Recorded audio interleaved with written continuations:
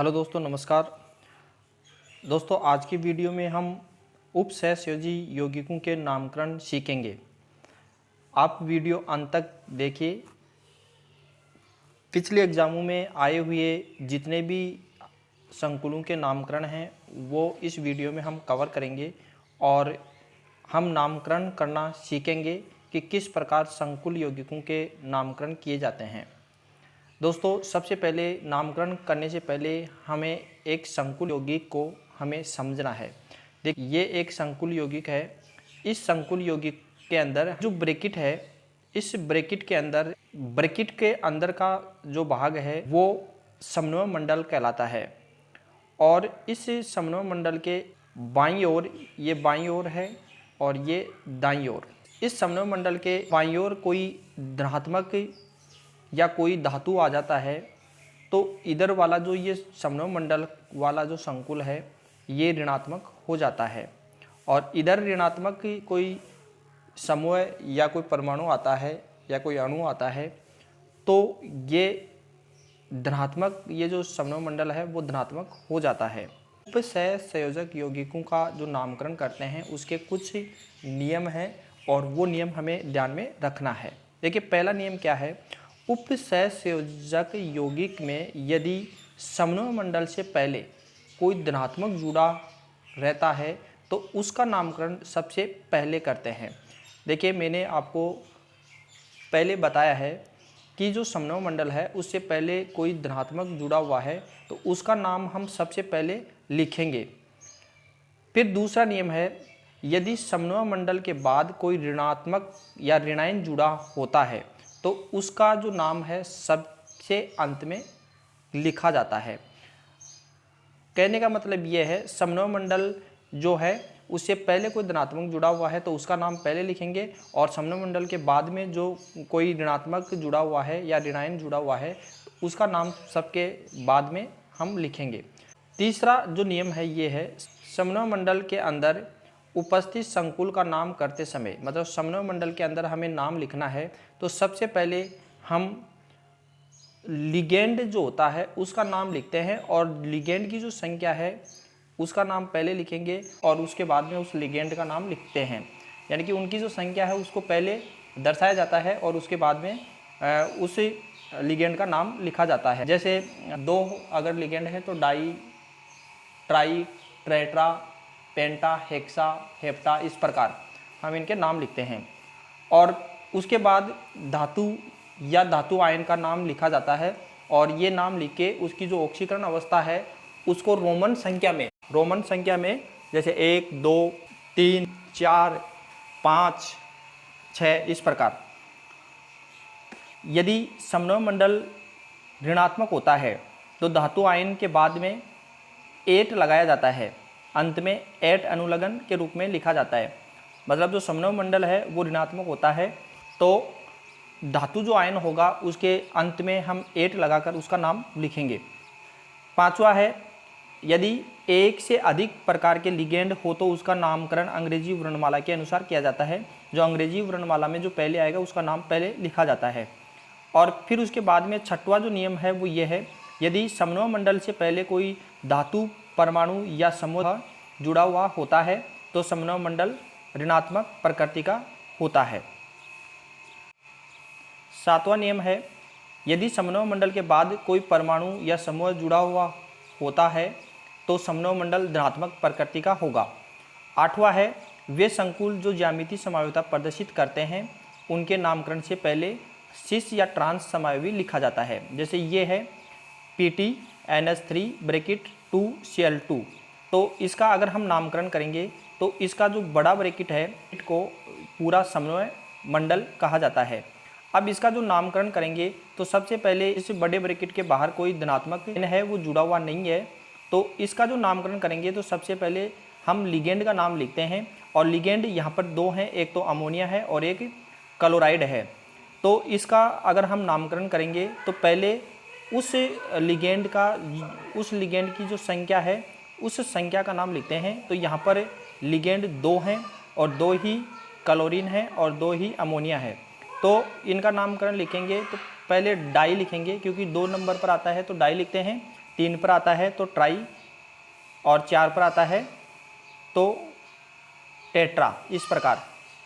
तो 2 है तो डाई एमीन, क्योंकि एमीन पहले आ रहा है और क्लोरीन बाद में आ रहा है। अंग्रेजी वर्णमाला के हिसाब से क्लोरीन बाद में आ रहा है तो क्लोरीन का नाम बाद में लिखेंगे। तो पहले हमने di ammine, di chlorido platinum second, platinum इस धातु का नाम लिखा हमने, और ये सेकंड इस प्लेटिनम की ऑक्सीकरण अवस्था है। ऑक्सीकरण अवस्था कैसे निकाली जाती है वो हम एक अलग वीडियो में पढ़ेंगे। और फिर भी यहाँ पर मैं बता दूँ आपको, जिसका ऑक्सीकरण अंक निकालना है उसको हम X मानते हैं, तो X प्लस, और फिर अमोनिया जो होता है, अमोनिया उदासीन लिगेंड है तो इसकी ऑक्सीकरण अवस्था 0 है, और फिर प्लस यहाँ पर जो क्लोरीन है 2 है तो 2, और फिर ये क्लोरीन की ऑक्सीकरण अवस्था -1 होती है तो -1 बराबर 0, क्योंकि इस संकुल यौगिक के ऊपर ऑक्सीकरण अवस्था 0 है तो बराबर हम 0 रखेंगे। तो यहाँ पर क्या हो गया देखिए, X माइनस, क्योंकि अंदर माइनस है तो बाहर प्लस माइनस में बदल जाएगा, 2 बराबर 0, तो X बराबर क्या हो गया, इधर इसका पक्षांतर करेंगे तो +2। तो ऑक्सीकरण अवस्था इस प्रकार प्लेटिनम की ऑक्सीकरण अवस्था +2 है, तो इसको रोमन संख्या में हमने लिखा है प्लेटिनम सेकंड। अब इसका सिस रूप या ट्रांस रूप बनाना चाहें तो हम सिस और ट्रांस रूप, अब जैसे ये सिस है, सिस और ट्रांस में क्या होता है कि जो प्लेटिनम है, प्लेटिनम के जो लिगेंड जुड़े हुए हैं इस प्रकार, अगर ये जो समान लिगेंड हैं वो एक ही ओर हो, जैसे NH3 एक ही ओर हो, और जो समान क्लोरीन है वो एक ही तरफ हो, तो इस प्रकार का जो संकुल होगा वो सिस रूप कहलाएगा। और अगर ये विपरीत दिशा में हो, जैसे ये क्लोरीन है और ये अमोनिया है, तो इधर ये अमोनिया विपरीत दिशा में हो, कैसे देखें, इस प्रकार दिशा में है तो ये ट्रांस रूप होगा। तो इस प्रकार सिस और ट्रांस रूप अगर हैं या ज्यामितीय समवायता प्रदर्शित करने वाले यौगिक हैं, उनका नामकरण से पहले हम सिस या ट्रांस रूप लिखा जाता है।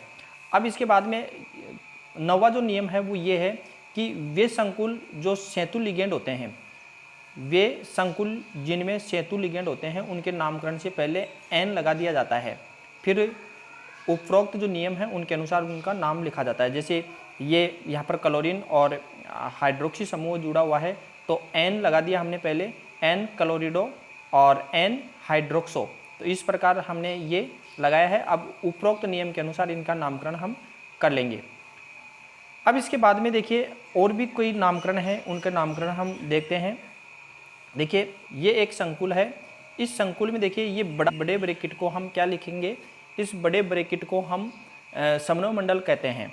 अब इस समन्वय मंडल के बाहर में यहाँ पर पोटेशियम जो दिया गया है तो इसका जो नामकरण करते हैं, तो पहले हम इस समन्वय मंडल के बाहर में जो लिखा हुआ धातु है उसका नाम लिखेंगे, तो ये आ गया पोटेशियम। अब पोटेशियम आने के बाद में हम इस समन्वय मंडल वाले का नाम लिखेंगे, तो समन्वय मंडल में जो लिगेंड हैं उनका नाम पहले लिखते हैं, और लिगेंड 6 हैं तो यहाँ पर हमने क्या कर दिया, हेक्सा, और फिर जो आयरन है उसको फेरेट। ये जो समन्वय मंडल है वो ऋणात्मक है, क्योंकि पहले अगर कोई धनात्मक समूह आ जाता है या धनात्मक जो तत्व आ जाता है, परमाणु आ जाता है, तो ये समन्वय मंडल अपने आप ही ऋणात्मक हो जाता है, इसलिए हमने यहाँ पर 8 जोड़ा है, तो ये फेरेट लिखेंगे इसको। और फिर इसकी ऑक्सीकरण अवस्था +2, इसकी ऑक्सीकरण अवस्था आ जाती है। तो ये देखिए एक संकुल है, इस संकुल में भी उसी प्रकार से इसे उपरोक्त ये लिखा है हमने, इसी प्रकार इसका भी नाम लिखेंगे कि यहाँ पर ऑक्सीकरण अवस्था 3 आ जाएगी, पोटेशियम हेक्सासाइनोफेरेट। इसी प्रकार ये है, ये भी क्या है, सोडियम हेक्सा फ्लोराइडो, क्योंकि ये फ्लोरीन 6 है तो हेक्सा फ्लोराइडो, और एल्यूमिनेट क्योंकि ये धनात्मक हो गया तो एल्यूमिनेट 3rd।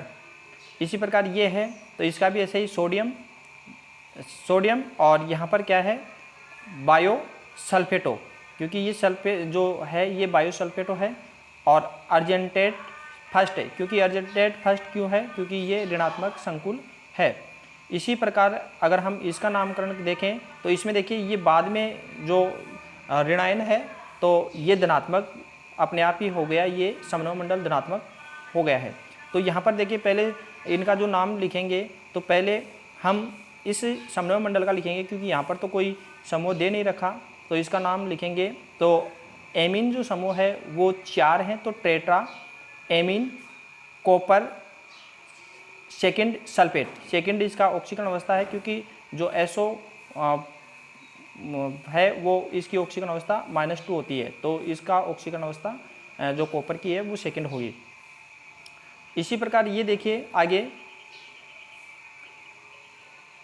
COCl NH3 5 और ब्रैकेट बंद Cl।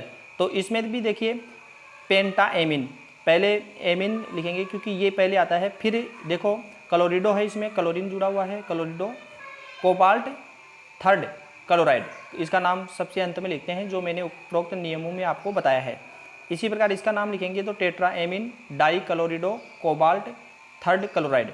इसी प्रकार इसका नाम देखिए FeCO5 पेंटा कार्बोनिल, क्योंकि ये लिगेंड है, कार्बोनिल है, आयरन 0, क्योंकि कार्बोनिल जो लिगेंड होता है वो उदासीन है, इसलिए इसकी ऑक्सीकरण अवस्था है वो 0 आएगी। इसी प्रकार इसमें देखो निकल जो दिया गया है इसकी भी ऑक्सीकरण अवस्था 0 होगी, इसका नाम हो गया टेट्रा कार्बोनिल निकल 0। इसका नाम देखिए बिस साइनो पेंटा डाइल आयरन सेकेंड, क्योंकि यहाँ पर जो 20 आया है वो 20 इसलिए आता है क्योंकि 2 संख्या होती है, यदि कोई लिगेंड के अंदर पहले से ही डाई ट्राई टेट्रा इस प्रकार है तो उससे पहले 20 30 टेट्रा इस प्रकार हम लगाते हैं। तो ये 20 ये 2 है, तो 2 साइक्लोपेंटा डाइल आयरन, क्योंकि पेंटा इसमें पहले से आ रहा है तो इस प्रकार इसका नाम लिखते हैं। अब ये नियम भी देख लीजिए आप, ये नियम क्या है, यदि किसी लिगेंड के नाम से पहले डाई ट्राई या गिनती लिखी हो तो उस प्रकार के लिगेंडों की संख्या लिखने के लिए इन शब्दों का उपयोग किया जाता है, जैसे 2 के लिए 20, 3 के लिए 30 और 4 के लिए टेट्राकिस और 5 के लिए पेंटाकिस, इस प्रकार नाम लिखा जाता है। जैसे ये है, इसका नाम लिखेंगे तो 20 बेंजीन क्रोमियम 0, इसका नाम लिखेंगे तो di ammine tri chlorido chromium third, इस प्रकार। अब एक देखिए ये 11वां जो नियम है वो देखिए, जब संकुल जटिल धनायन व जटिल ऋणायन से मिलकर बना है, पहला संकुल धनायन होगा और दूसरा ऋणायन होगा। जैसे ये हमें दे रखा है यहाँ पर, अगर संकुल है वो जटिल है इस प्रकार, तो पहला जो ये संकुल होगा वो धनात्मक होगा और दूसरा है वो ऋणात्मक होगा। तो इनका नामकरण लिखेंगे तो वो भी इसी प्रकार लिखेंगे, पहले धनात्मक का फिर ऋणात्मक का, और ऋणात्मक का इसमें लिखेंगे तो इसमें ये ऋणात्मक है तो इसमें 8 लगेगा, जो धनायन है उसके नामकरण से पहले 8 लगाया जाता है।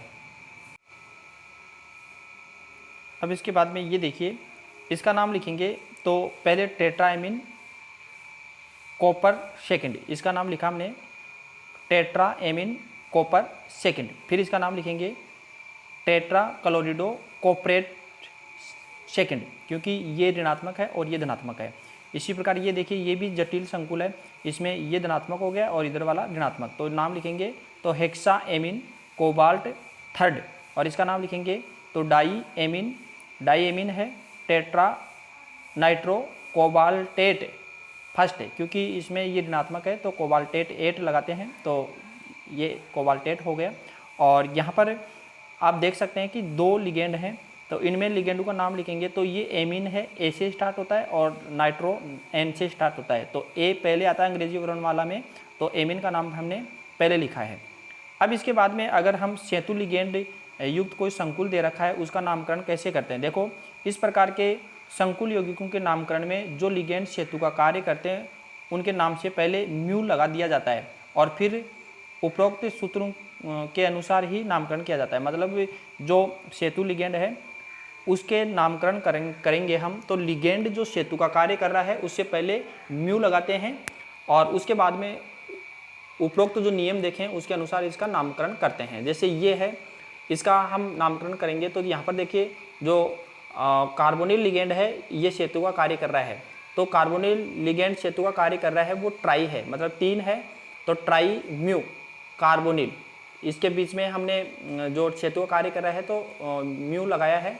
फिर है हेक्सा कार्बोनिल, 3 तो ये और 3 ये, टोटल 6 कार्बोनिल हो गए, तो हेक्सा कार्बोनिल डाई आयरन, और जो आयरन है वो 2 है तो डाई आयरन 0, ऑक्सीकरण अवस्था 0 हो गई क्योंकि उदासीन लिगेंड है तो इसकी ऑक्सीकरण अवस्था 0 है। तो इस प्रकार इसका नाम लिख सकते हैं या इस प्रकार भी लिख सकते हैं try mu carbonyl 20 try carbonyl iron, इस प्रकार भी इसका नाम लिख सकते हैं। अब ये देखिए, अब इसमें भी ये है, देखिए डाई म्यू, क्योंकि जो क्लोरीन है वो सेतु कार्य कर रहा है, तो mu chlorido hexammine di platinum second chloride, इस प्रकार इसका नामकरण हम लिख लेंगे। अब इसके बाद में ये कुछ नामकरण हैं जो आप अच्छी तरीके से इसको देख लीजिए, और ये बहुत ही महत्वपूर्ण है, काफ़ी बार एग्जामों में पूछे गए हैं, वो ये नामकरण हैं।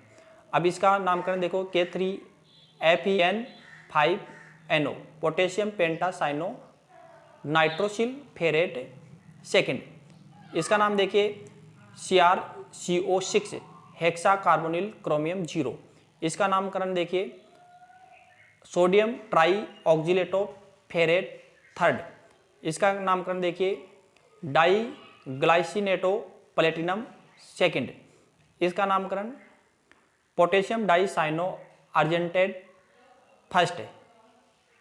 अब इसका नामकरण डाईएमिन silver first chloride,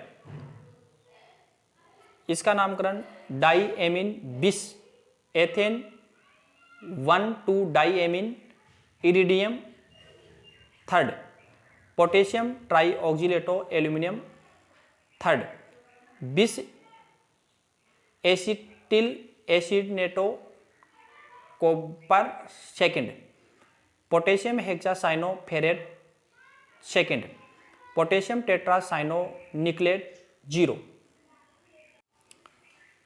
tris ethane 1,2 diamine chromium third hexacyano cobaltate third, di chlorido bis ethane 1,2 diamine cobalt third chloride, mu amido octo amine mu hydroxido di cobaltate 4, ये 2015 में पूछे गए हैं। Di chlorido bis ethane 1,2 diamine chromium third chloride, tetra amine chlorido nitrito platinum fourth, sodium thiosulphate argentate first. अब सूत्र जो दिया हुआ है उसका नामकरण हम लिखना सीखेंगे। देखिए, ये एक नाम दिया हुआ है potassium tri chlorido mono ethylene platinum platinate, तो अब प्लेटिनेट आ गया तो इसका मतलब ये है, देखो पहले पोटेशियम आया है तो धनात्मक आएगा, जो बाहर की तरफ आएगा तो पोटेशियम हमने लिख दिया। फिर जो इससे भी हम पता लगा सकते हैं कि प्लेटिनेट जो बना हुआ है या लिखा हुआ है तो वो ऋणात्मक, जो समन्वय मंडल होगा वो ऋणात्मक होगा। तो पोटेशियम पहले दे रखा है तो हमने पोटेशियम हमने लिखा है, फिर हमने बड़ा ब्रैकेट लगाया और बड़े ब्रैकेट के अंदर हमने ये प्लेटिनेट है तो प्लेटिनम हमने यहाँ पर लिख दिया। फिर है ट्राई क्लोरिडो और मोनो एथिलीन, तो एक तो एथिलीन है और 3 क्लोरीन है, तो 3Cl3 और C2H4। इसी प्रकार डाई एक्वा डाई ऑक्जिलेटो क्रोमियम 4, तो इसमें देखिए आपको डाई एक्वा डाई ऑक्जिलेटो और क्रोमियम 4 ये दे रखा है, इसमें जो ऋणात्मक नहीं दे रखा है, तो इसमें केवल संकुल यौगिक जो दे रखा है वो केवल होगा, वो समन्वय मंडल के अंदर ही होगा। तो इसमें देखिए पहले तो क्रोमियम लिखेंगे, तो क्रोमियम हमने लिखा। क्रोमियम लिखने के बाद में हमको क्या करना है, डाई एक्वा मतलब 2 तो जल के अणु हैं और डाई ऑक्जिलेटो 2 ऑक्जिलेट के अणु हैं, तो 2 जल के अणु और 2 ऑक्जिलेट के अणु हमने इस प्रकार लिखा है।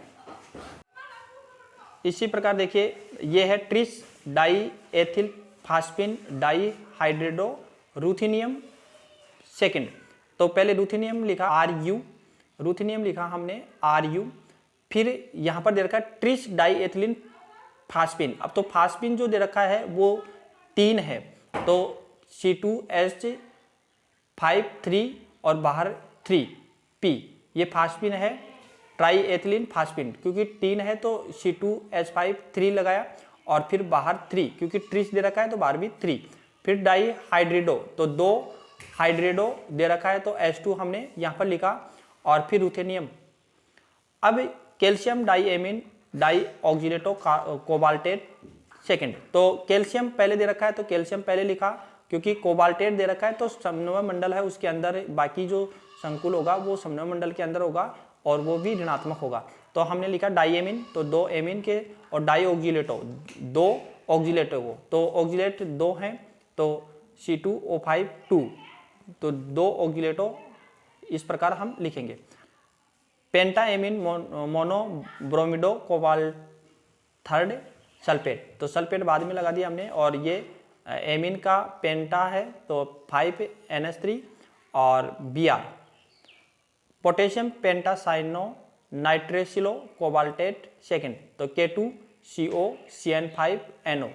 K2 इसलिए लगाया है क्योंकि जो ऑक्सीजन अवस्था सेकेंड है वो लाने के लिए हमें ये K2 लगाना पड़ता है। तो इस प्रकार हमने जो इस वीडियो के अंदर हमने देखा कि किस प्रकार हम उपसहसंयोजक यौगिकों का नामकरण करते हैं और जो नाम दिए हुए हैं उनका हम सूत्र किस प्रकार लिखते हैं। तो मुझे आशा है कि आपको ये उपसहसंयोजक यौगिकों के नामकरण समझ में आए होंगे। Thank you for watching.